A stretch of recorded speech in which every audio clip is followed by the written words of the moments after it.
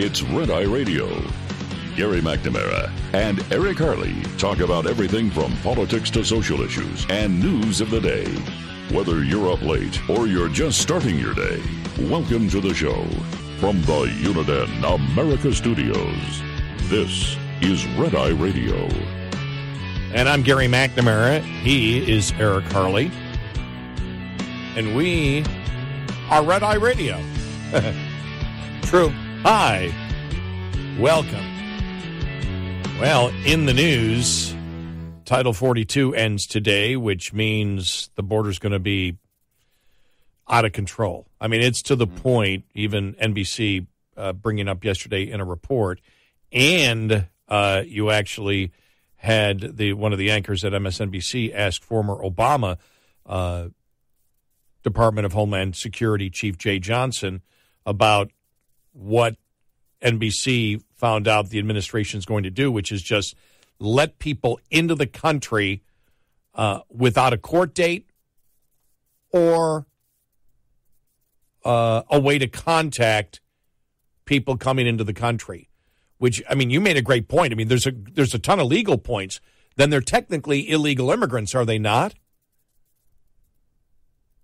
Because the only reason you're not, if you come, unless you can say, okay, you come in and you say, okay, I'm going to, you don't have a contact with them, you don't have a court date, they're claiming asylum. How do you ever prove the asylum charge? Are you actually giving them permanent? I got some feedback on that, saying migrants or immigrants versus illegal immigrants.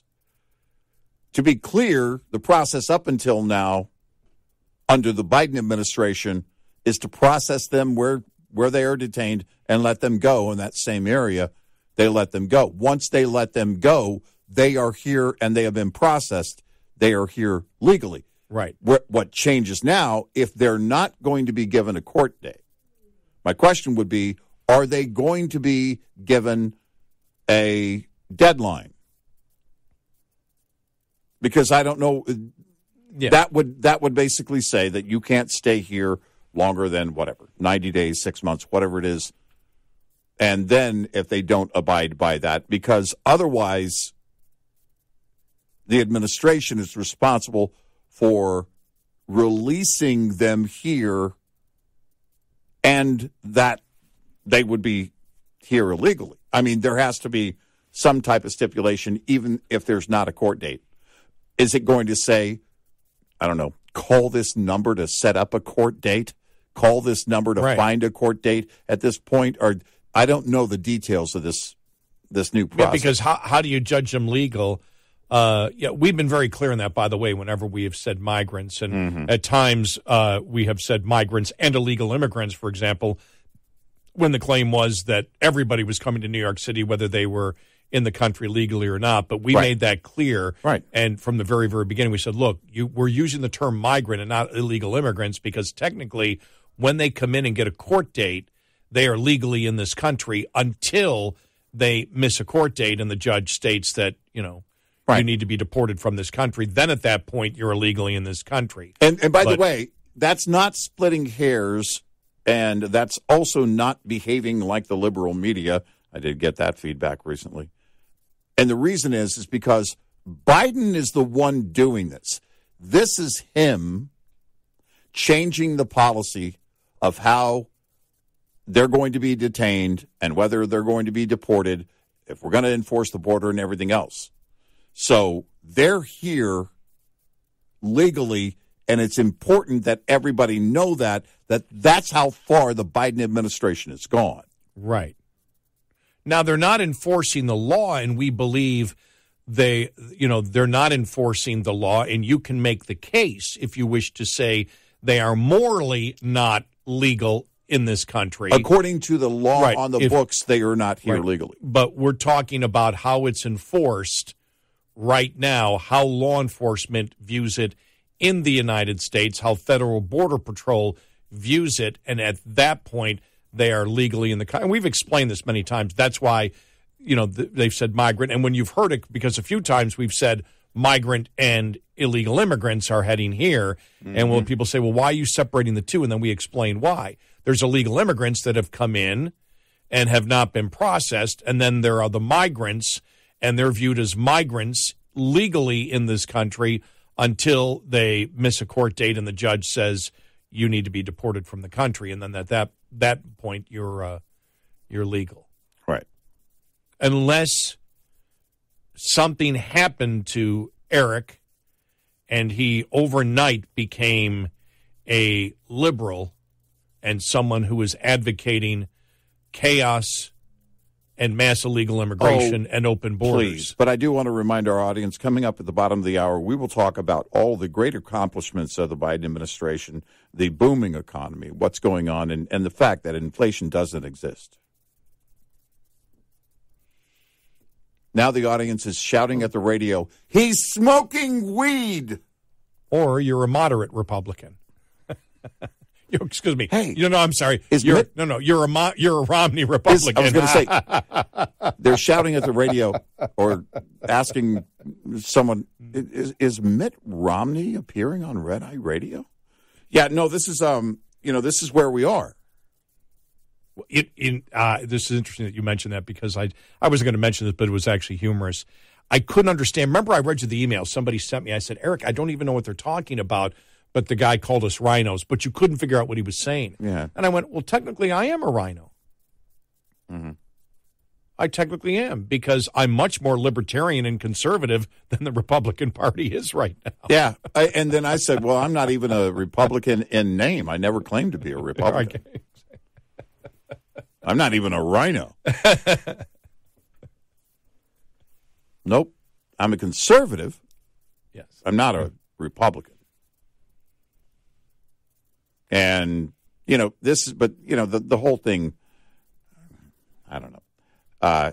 Everybody wants to claim something and fly their own flag. The fact of the matter is we're going to keep doing what we've been doing, and that is shredding the ideas and policies by this administration as they come in and attempt to shred the Constitution and allow things to happen that endanger the American people.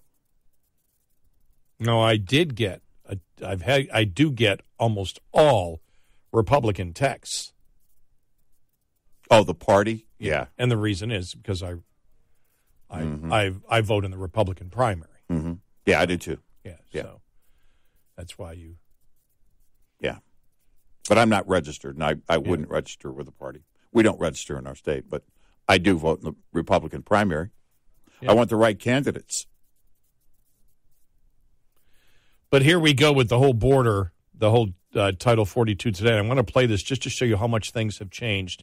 And let me just read you the transcript first because it's a little loud because this is the president.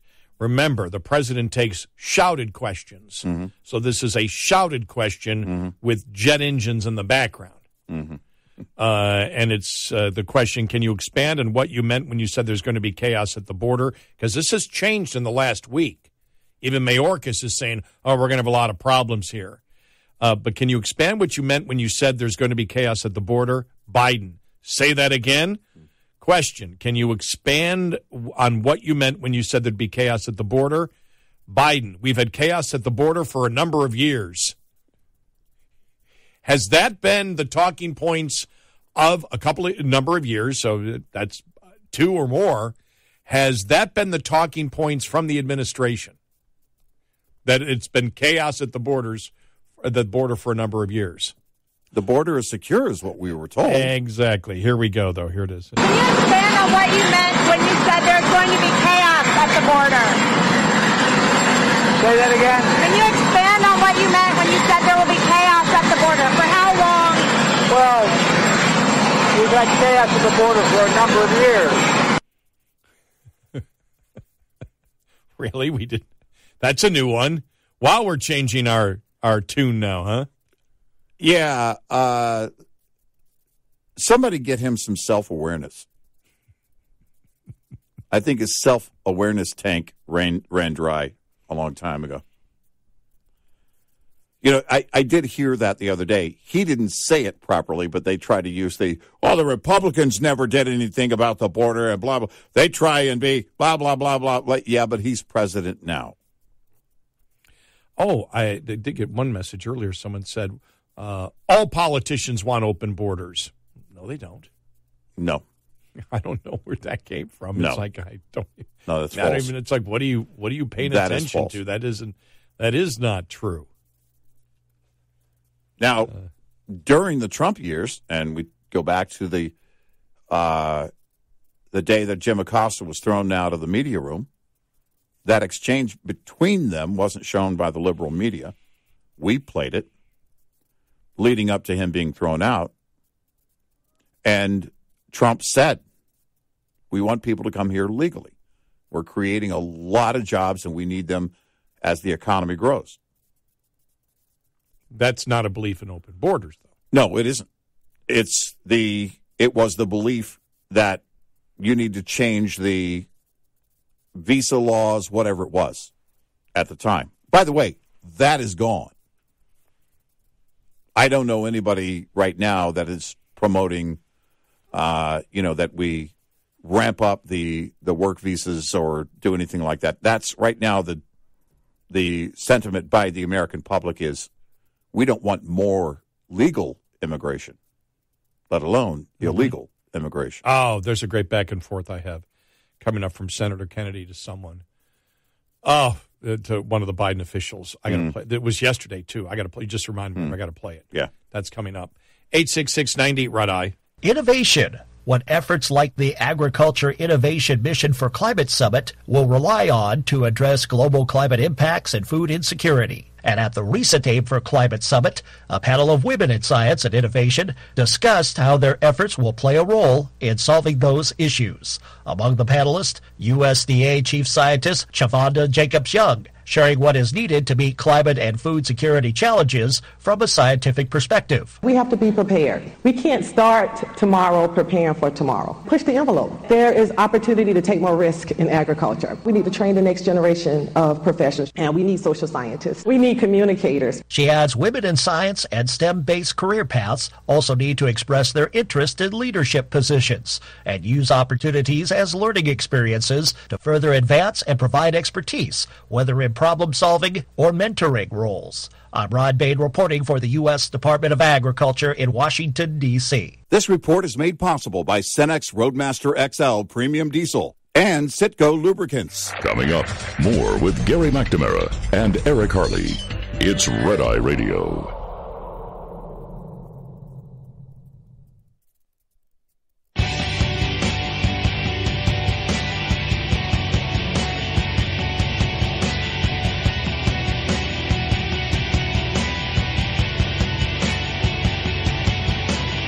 It's Red Eye Radio. He's Eric Harley, and I'm Gary McNamara. I want to play this audio from Senator John Kennedy discussing the fentanyl problem and the border with a DEA administrator yesterday. This is Ann Milgram, and this is again where she won't answer the question. Here we go. Thank you, Madam Chair. Madam Administrator, the two cartels that are sending fentanyl into the United States are located in Mexico, aren't they? Yes, sir. And isn't it a fact that we could stop those cartels in their tracks if President Lopez Obrador would invite American military and or law enforcement personnel to come into Mexico and work with his military and law enforcement personnel? Senator, what I would say from my purview as the head of the DEA... But is my statement true or not? What I would say is that we're focused on the two cartels who we believe are doing exactly what you say. They are responsible for the fentanyl coming. Let me ask you again. If President Lopez Obrador invited the American military and or American law enforcement officials to come into Mexico to work with the same in Mexico, we could stop the cartels, could we not? Senator, I believe this is a whole of government effort and has to be, including whether it's the military us, FBI, Now, and others. Madam Administrator, I've listened to you here for almost an hour telling us how bad fentanyl is. Thank you for that, but we know. Yes, sir. I'm going to ask you a third time. If President Lopez Obrador invited the American military and our law enforcement personnel to come into Mexico and work with the same in Mexico, we could stop the cartels. Isn't that a fact? So, Senator, I can speak to the law enforcement side of this, and you just mentioned law enforcement. I believe that this is vital for both Mexico and the United States. Mexicans are dying as well, as we showed in the Chapitos. Well, then why don't we stop them? So would it help? Let me ask you a fourth time. Would it help if President Lopez Obrador, I don't think it's a complicated question, Madam Administrator. You're asking us for more money every year, more money, and it gets worse, and worse. You know, in the real world, the nitty-gritty of the real world, when you fail, you get fired. In government, when you fail, you get more money because obviously you need it. Now, let me ask you a fourth time. If President Lopez Obrador, and I'd appreciate an answer, if President Lopez Obrador invited the American military and our law enforcement personnel to come into Mexico and work with his, we could stop the cartels, couldn't we? I believe, Senator, that we can stop the cartels. Okay. Have you made that suggestion to President Biden? If I could, I believe that we can stop the cartels by... Have you made that suggestion to President Biden? Senator, I have been very vocal in the whole of government setting on the importance of fentanyl, and all of us using every single effort and authority that we have. Why hasn't President Biden done it? I mean, this is the way the American people, whose sons and daughters are dying, look at it. Our economy is $23 trillion. Mexico's economy is $1.3 trillion. Ours is 18 times bigger. We buy $400 billion every year from Mexico. Without the people of America, Mexico, figuratively speaking, would be eating cat food out of a can and living in a tent behind an outback. So why don't you and the president, embarrassing no one, get on the phone and call President Lopez Obrador and make him a deal he can't refuse to allow our military and our law enforcement officials to go into Mexico and work with his to stop the cartels? Why don't you do that? Senator, what I am doing every single day is working with the incredible men and women of DEA who are risking their lives across 334 offices worldwide. And I appreciate that, but you're not doing what would work. Why won't you do what will work? Senator, why don't you call the president this afternoon and say, Mr. President, let's call President Lopez Obrador privately and make him a deal he can't refuse. Because we both know that President Lopez Obrador has neither the ability nor the will to stop the cartels. But yet we go along and pretend that they're our friends. And Mexico is our friend. But he has criminal organizations that are killing our people. And you know how to stop it. I think when you think about this, because when I saw this, I went, Mayorkas, how many times? Well, what we're doing is we're working with that, but none of it's working. No, it's not. And then finally, when he said that, I went, oh, yeah, that's it. You keep saying we're working so hard with the men and women who sacrifice. I don't care. Make it work. Just don't tell me you're trying. We have the ability to make it work. We have the ability to close the border. We have the ability, with the cooperation of Mexico, to seriously damage the cartels. Why don't we do it? It's a legitimate question. We've got the ability. Yep. We don't have the will. It's almost like it's busy work. Yeah, it is.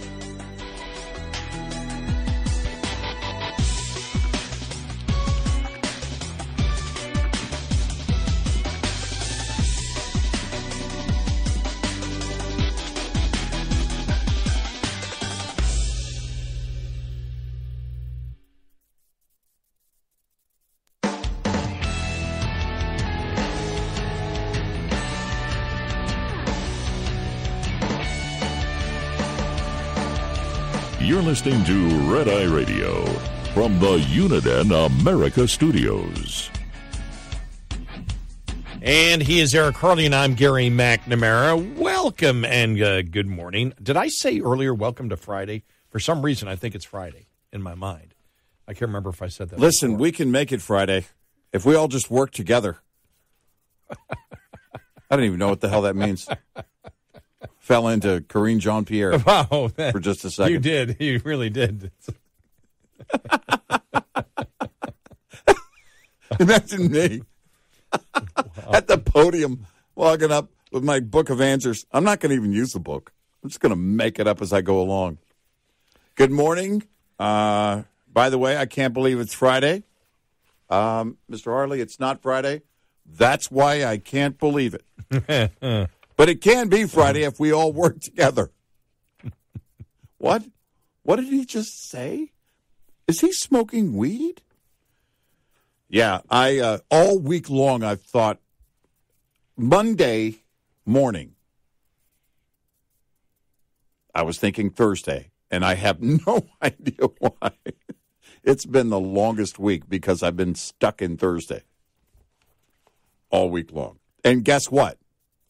Today doesn't feel like Thursday so much. All right, now that we've got that settled, President Biden's White House Deputy Press Secretary, Andrew Bates, has been implicated in an effort to discredit Hunter Biden's laptop as Russian disinformation during the 2020 presidential election, according to emails published by the House Oversight Committee Republicans. According to the House Oversight Committee Republicans report on Wednesday, former CIA senior advisor Nick Shapiro drafted a media pitch for the now discredited letter signed by 51 former intelligence officials and tried to paint the laptop at the center of the New York Post bombshell story as a Russian operation in October of 2020.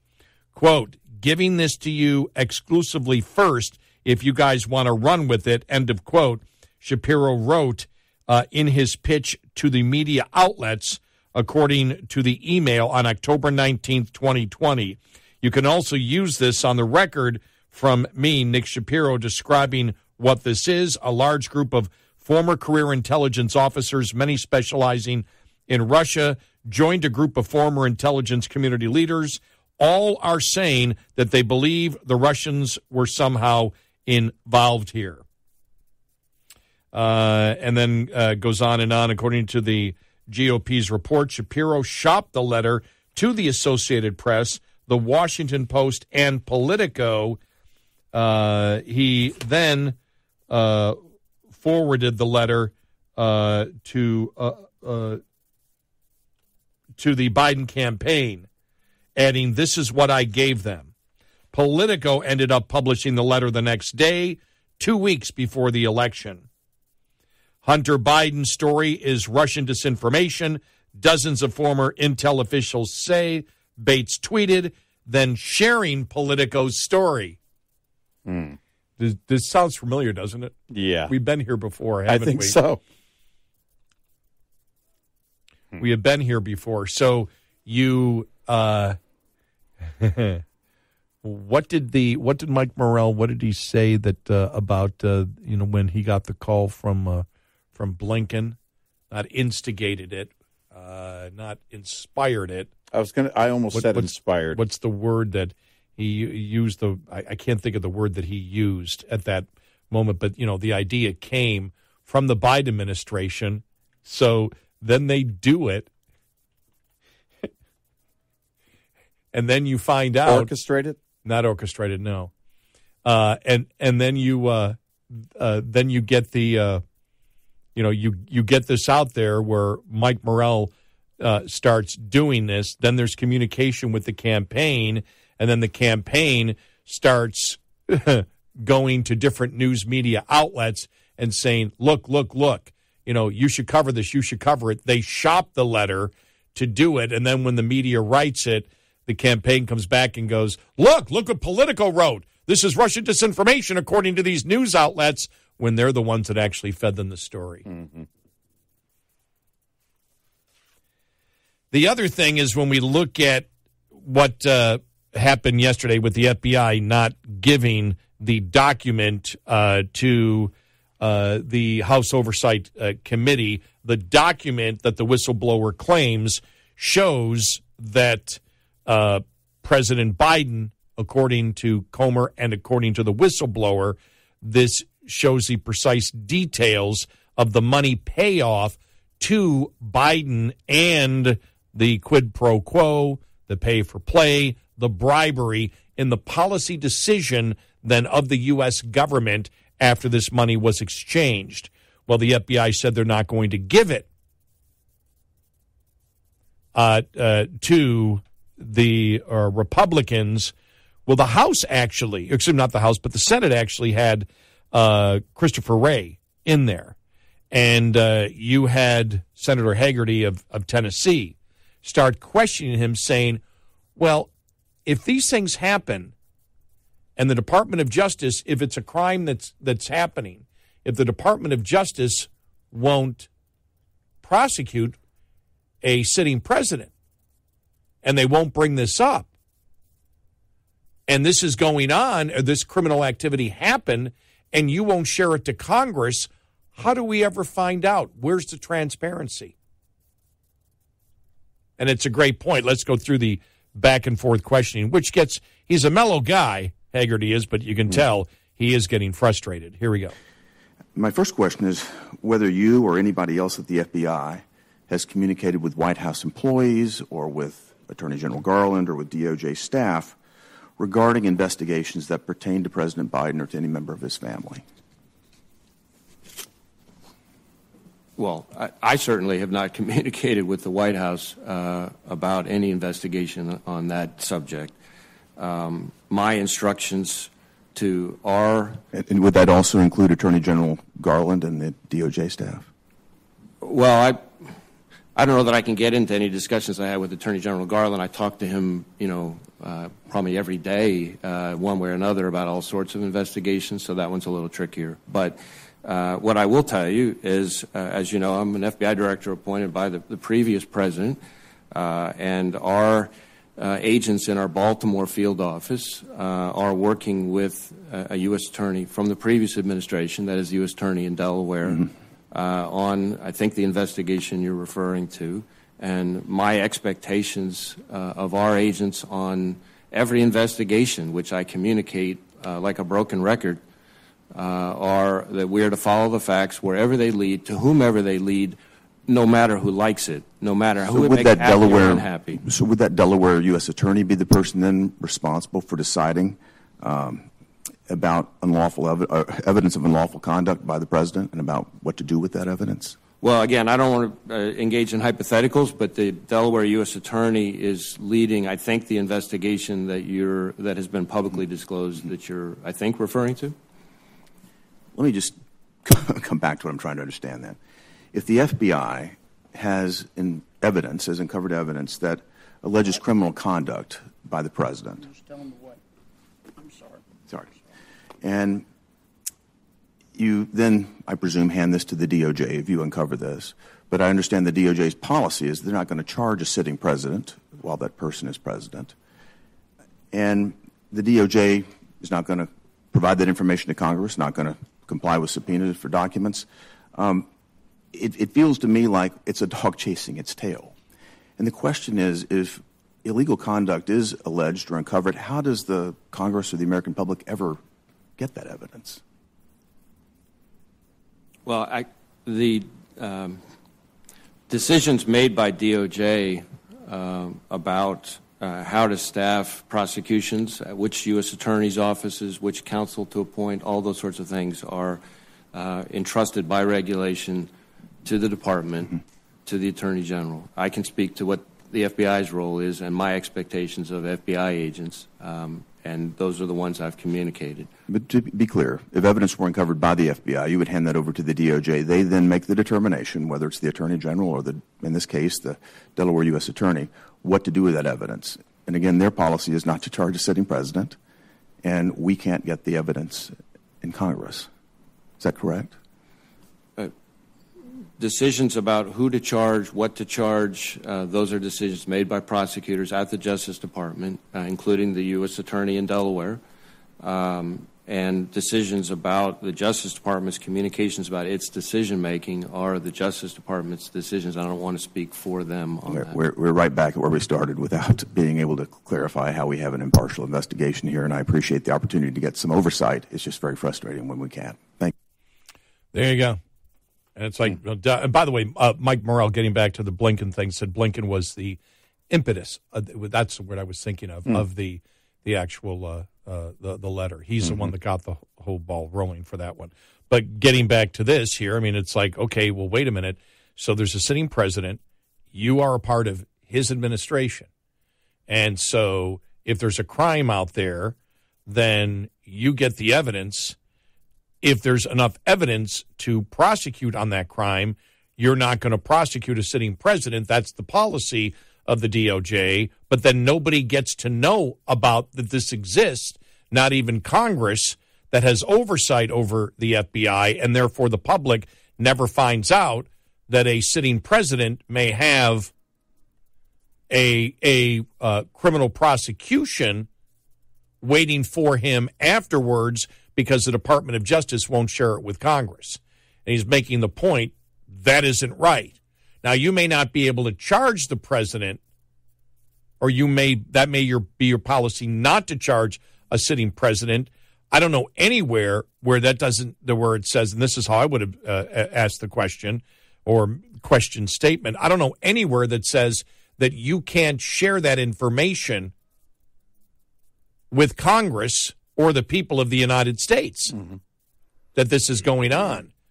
Because that's the problem here with not, and again, a court may say, well, look, because the thing that's bogus to me is when, and it was Ray earlier, I didn't play the entire conversation back and forth, Ray earlier had talked about sources and methods. Well, if you're worried about sources and methods because this is an international situation, well, then why isn't it classified? None of this makes sense.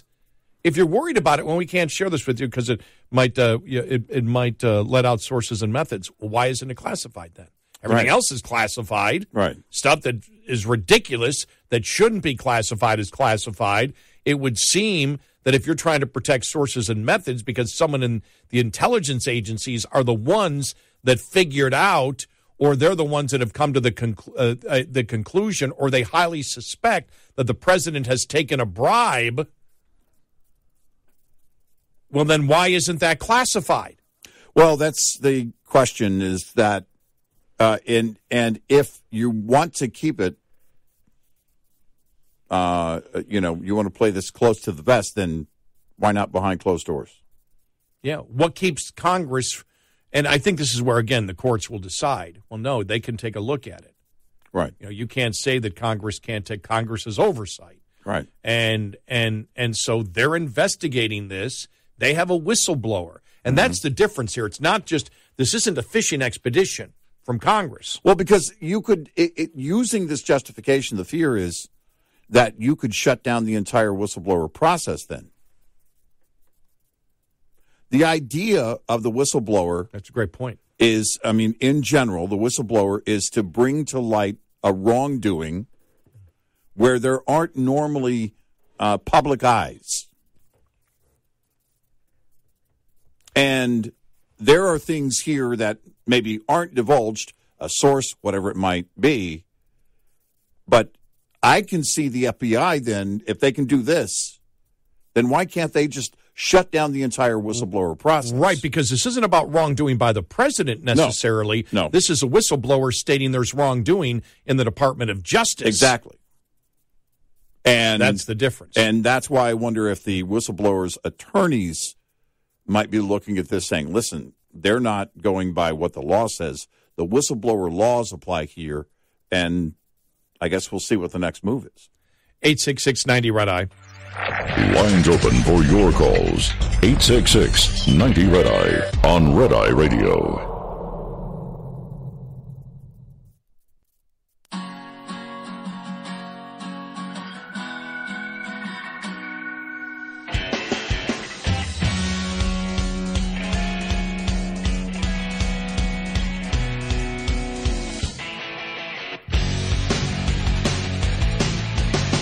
It's Red Eye Radio. He is Eric Harley, and I'm Gary McNamara. So today, Title 42 ends, and we keep hearing the preparation on the border. There is no huge increase of preparation on the border. We know the 1,500. The funny thing is when Biden came out with that and nobody really accepted it as a solution to anything. In fact, the left was angry at him because the imagery is the militarization of the border. And from Republicans, it got, well, they're not going to be doing anything. They're not going to be standing guard or catching any illegal immigrants crossing the border. They're simply to help expedite people getting into the United States. Yep. What a mess this is going to be, Eric.